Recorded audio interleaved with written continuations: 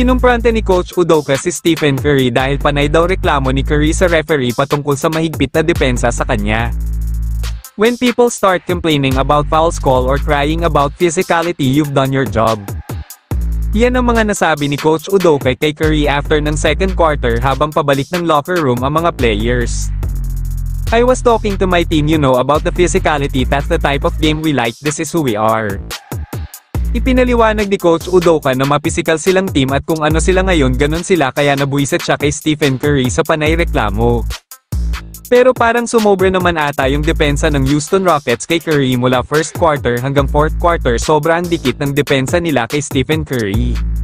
Makikita na si Amen Thompson ng unang sumasalo para depensahan si Curry, halos idikit na ang mukha at buong katawan. Maging si Dillon Brooks at Fred VanVleet naka-lockdown na sila kay Stephen Curry. Yan ang tinutukoy ni Coach Udoka na mapisikal silang team at madepensa kaya wag na raw puro reklamo pag sila yung kalaban.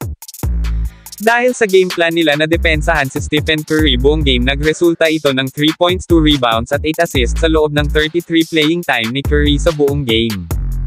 Si Buddy Hield ang sinandala ng Golden State Warriors na pumukol ng 6 na 3 sa Beyond the Arc.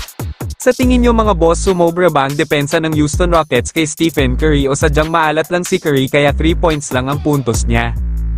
Kung may komento kayo pakilagay lang sa ibaba at ating pag-uusapan yan. Huwag sanang kalimutang mag-like, follow at share ng mga videos ko. Maraming salamat mga boss, ingat palagi at God bless.